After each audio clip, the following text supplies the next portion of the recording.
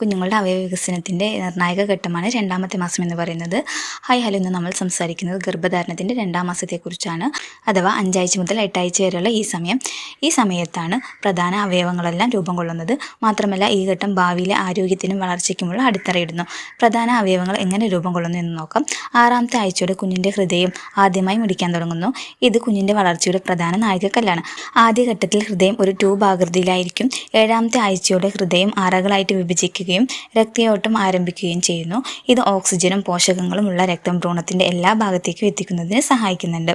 8ാമത്തെ ആഴ്ചയിൽ നടത്തുന്ന അൾട്രാസൗണ്ട് സ്കാനിങ്ങിൽ കുഞ്ഞിൻ്റെ ഹൃദയമിടിപ്പ് കാണാവുന്നതാണ് നമുക്ക്. ഇനി അടുത്തതാണ് 5ാമത്തെ ആഴ്ചയിൽ നാഡീജലത്തിൻ്റെ ആദ്യഘട്ടം ആരംഭിക്കുകയും ഇത് ഭാവിയിൽ മസ്തിഷ്കവും നട്ടെല്ലുമാവുന്ന ന്യൂറൽ ട്യൂബ് രൂപം കൊള്ളുകയും ചെയ്യുന്നു. 5ാമത്തെ ആഴ്ചയിൽ ന്യൂറൽ ട്യൂബ് കുഞ്ഞിൻ്റെ പിൻഭാഗത്തേക്ക് നീളുകയും 6ാമത്തെ ആഴ്ചയിൽ അത് അടയുകയും ചെയ്യുന്നുണ്ട്. അങ്ങനെ അത് മസ്തിഷ്കവും നട്ടെല്ലുമായിട്ട് രൂപം കൊള്ളുന്നു. ഈ മസ്തിഷ്കം 7-8 ആഴ്ചയാകുമ്പോഴേക്കും 3 പ്രധാന ഭാഗങ്ങളായിട്ട് തിരിയുന്നുണ്ട്. മുൻഭാഗം, നടുഭാഗം, പിൻഭാഗം എന്നിങ്ങനെയാണ് അത് വിഭജിക്കുന്നത്. മസ്തിഷ്കവും നാഡീജലവും കുഞ്ഞിൻ്റെ ചിന്ത, വികാരം, ചലനം എന്നിവയൊക്കെ നിയന്ത്രിക്കുന്ന പ്രധാന ഘടകങ്ങളാണ്. അതേപോലെ ലിവർ, ആമാശയം, ശ്വാസകോശങ്ങൾ, വൃക്ക, കൈകാലുകളുടെ മുഴ എന്നിവയെല്ലാം രൂപം കൊള്ളാൻ തുടങ്ങുന്നതും ഈ 2ാം മാസത്തിലാണ്. ഇത്രയൊക്കെ അത്ഭുതങ്ങൾ നടക്കാൻ തുടങ്ങുമ്പോഴും കുഞ്ഞിൻ്റെ ഭാരം എന്നത് വെറും 1 ഗ്രാം ആയിരിക്കും. ഏകദേശം ഒരു ചെറുപ്പഴത്തിൻ്റെ അത്ര വലിപ്പം മാത്രമേ കുഞ്ഞിന് ഈ സമയത്ത് ഉണ്ടാവുകയുള്ളൂ.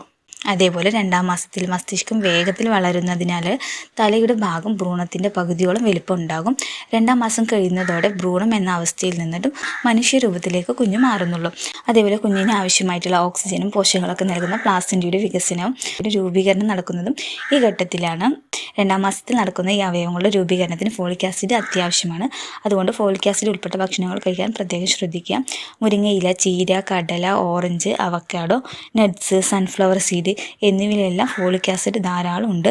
കൂടെ ഡോക്ടർ പറഞ്ഞിട്ടുള്ള ഫോളിക് ആസിഡ് ടാബ്ലറ്റും എടുക്കുക. ഈ വീഡിയോ നിങ്ങൾക്ക് ഉപകാരപ്പെട്ടാൽ ലൈക്ക് ചെയ്യാനും കമൻറ്റ് ചെയ്യാനും മറക്കരുത്. ഇനി വരുന്ന പ്രഗ്നൻസി അപ്ഡേറ്റുകൾക്കായി നമ്മുടെ ചാനൽ സബ്സ്ക്രൈബ് ചെയ്യൂ.